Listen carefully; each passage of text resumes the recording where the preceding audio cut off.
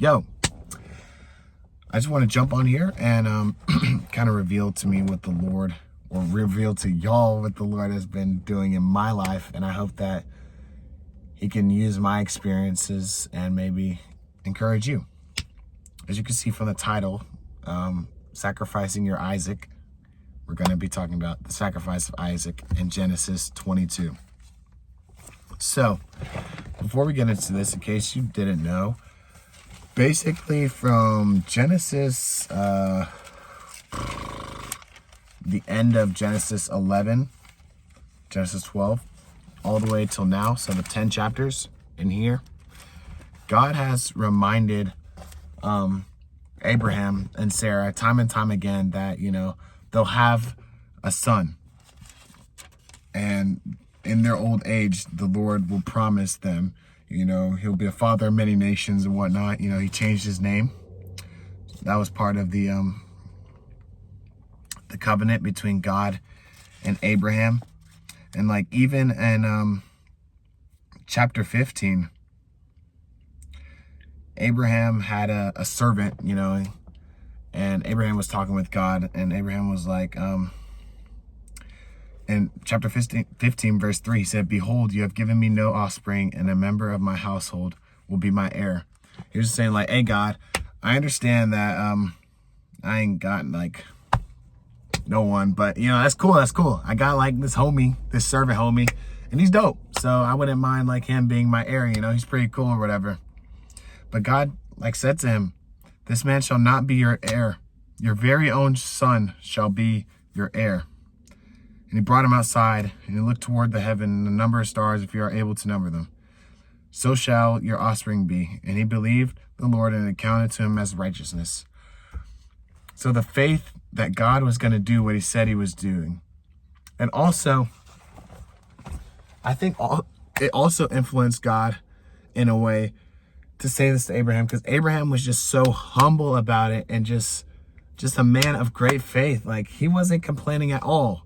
Like, they're sure they wanted children, that's like a big thing back in the Old Testament. A lot of children means like if you have a lot of sons and stuff, your inheritance, more property, more people to work the land, et cetera, et cetera, et cetera. And even when he was given Hagar to have children, that's like desperation that they went out of the way. Sarai at this point, right? Yeah, Sarai gave Abram the servant Hagar to, procreate with. And yeah, so like children is a really big thing, but like they didn't have any of their own, and so Abraham had just incredible faith. He was like, "Hey, God, I trust you, man. And like, if you want this, I don't have an heir my own at this point in time. So this guy, I'll be fine. That can be my heir." But God was like, "Nah, man, you're going to get your own. Trust. And so time and time again, he keeps making a covenant with Abraham again and again and again. And so we're finally here in chapter 22, where Isaac is already born. He was born a little earlier on in chapter 21, very first verse. "The Lord visited Sarah as he had promised, as he said. The Lord did to Sarah as he had promised. And Sarah conceived and bore Abraham a son in his old age at the time in which God had spoken to him." So boom, we got the gift. Goated. And so we don't really get much about Isaac, except he had a little party thing, and then that's where Ishmael and Hagar were. But until then, we don't get nothing until 22. Okay, so chapter 22 says the sacrifice of Isaac. The whole point of this video, all the intro is done. God appeared to Abraham, and it said, after these things, God tested Abraham. And he said to him, "Abraham," and he said, "Here I am." Abraham was willing, and he's just like, no conditions. He didn't question nothing. It was just straight to the point. He's like, "Here I am, God," basically saying like, let your will be done. This is what God said in verse 2. "Take your son, your only son Isaac, whom you love, and go to the land of Moriah and offer him there as a burnt offering on one of the mountains of which I shall tell you. Let's break this down. Take your son, your only son, Isaac, whom you love. 3 times in that sentence, God shows that he understands the how much value this thing, his Isaac, had to him. 3 times in that sentence, God knew, like he was understanding. He's like, yo, take your son, the son that he's been wanting, your only son, Isaac. He said it twice. He doubled down on it. Your only son, Isaac, whom you love. 3 times. God knows Abraham's feelings to Isaac. And he says, go to the land of Moriah and offer him there as a burnt offering. That's kind of crazy, eh? Crazy, crazy, crazy stuff. On one of the mountains of which I shall tell you. So God didn't even like for real tell him. He's just like, hey bro, go. And Abraham's like, bet. So we get this really cool verse in verse 3. So Abraham rose early in the morning. Stop. Abraham didn't hesitate. He didn't wait for a couple of weeks to say his goodbyes. He wasn't, even if he wasn't really sure, he just rose and went early in the morning at that. He just rose and went out in faith. And so, he traveled there, whatever. But jump down to verse 4. On the 3rd day, Abraham lifted up his eyes and saw the place from afar. So let's translate this into our own lives. How can we learn from the characters of the Bible and mirror them and respond in faith according to them and be encouraged that we serve the same God as them? If we are to sacrifice our Isaac, which we should, and here's the thing, our Isaac might not even be like sacrifice watching pornography or sacrifice, sacrifice like doing drugs, like horrendous things, or sacrifice like stop murdering, stop that, sacrifice that. No, look at how this is the sacrifice of Isaac. This is a covenant and a promise that God showed in the past 10 chapters directly from God. This is a miracle from God. It says, I don't even remember where it was. I'm not even gonna lie to you.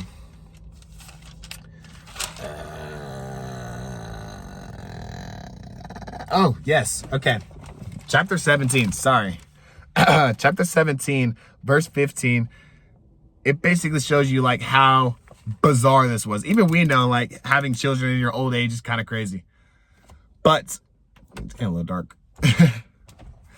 But in chapter 17, this is what it says. Cinematic mode. That looks beautiful, but been yapping too much to even re-record this. So, as I was saying, in chapter 17 shows you how incredible this is. Verse 15. God is basically, again, reminding them of the promise that he'll have his own heir. I will bless her, and moreover, I'll give you a son by her. I will bless her, and she will become nations, kings of people shall come from her. Then, chapter 17, verse 17. Then Abraham fell on his face and laughed. Imagine you're an old man, God saying you can have a kid. Like, bro, it's supposed to start like 20-something, Being so old is crazy. So, he laughed and said to him, shall a child be born to a man who is 100 years old? Can you imagine a 100-year-old having a kid, bro? Sounds crazy. Shouldn't even be possible. Shall Sarah, who is 90 years old, bear a child? Crazy. And Abraham said to God, oh, that Ishmael might live before you. Abraham offers Ishmael to God that he may be the one blessed.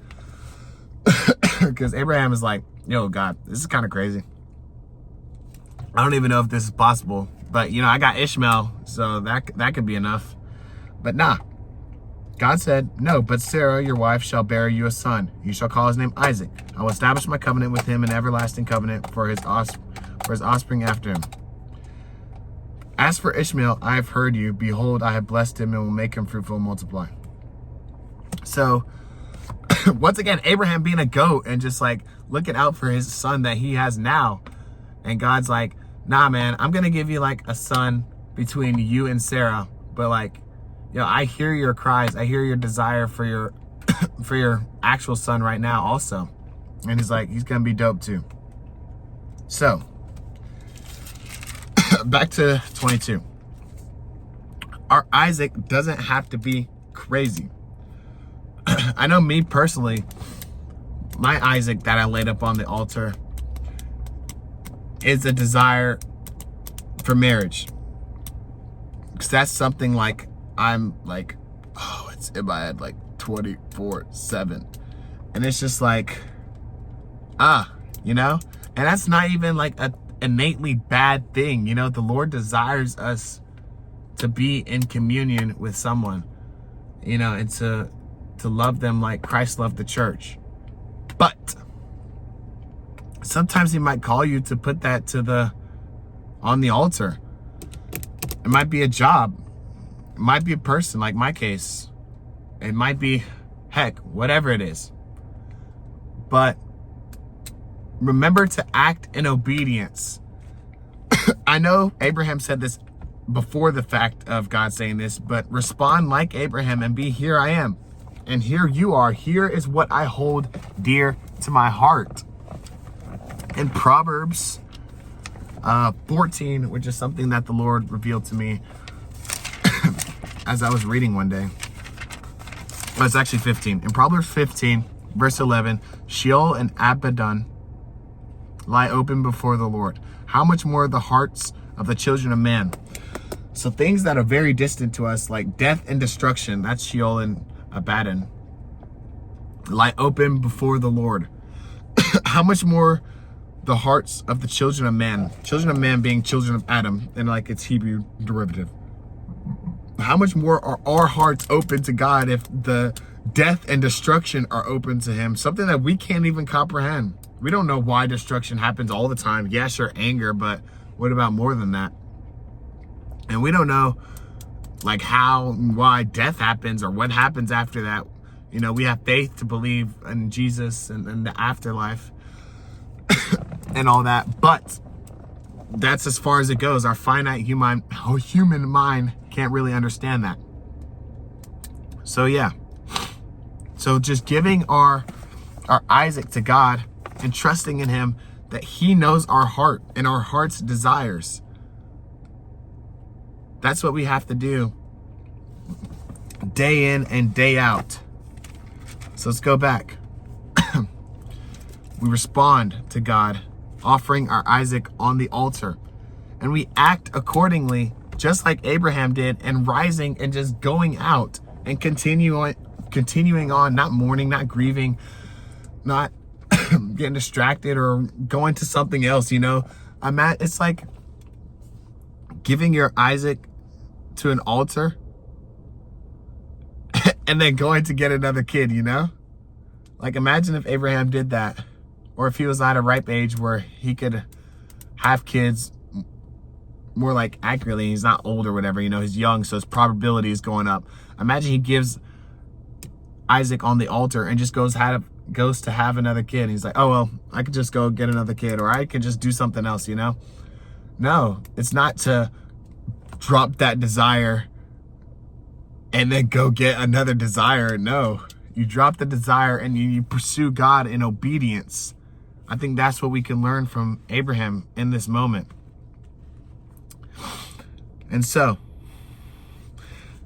verse 4 says, on the third day, Abraham lifted up his eyes and saw the place from afar. And that is in correlation to verse 2 at the end, where it says, on the mountains which I shall tell you. So from that point until 3 days later, Abraham had no idea where he was going. And sometimes it takes time. And in verse 2, Abraham went in faith, and it took 3 days to know where he was going. That's the part of faith, man. We just got to go. We just got to go and just be present and just actively pursue God over and over and over and over and over. And just chase him with all our heart, leaving our Isaac at the altar. Now, as you know how it ends, but Isaac asked Abraham, he was like, hey, we got all this stuff to sacrifice, but where to sacrifice that? And in verse 8, Abraham said, God will provide for us the lamb for a burnt offering, my son. Maybe he lied in that moment, just to keep going. Or maybe it was faith. Sorry, man. My throat is like dying. Either or, Abraham pushed forward and trusted that the Lord would provide. Or even if he didn't provide, that he would be, that his purpose, his will is above Abraham. So even if his will was to kill Isaac in that very moment as a sacrifice, then that was his will. But then we see that Abraham is about to put him on the altar, about to kill him. And he sends an angel and says, do not lay your hand on the boy or do anything to him. For now I know that you fear God, seeing you have not withheld your son, your only son, from me. Abraham lifted up his eyes and looked. Behold, behind him was a ram caught in the thicket by its thorns.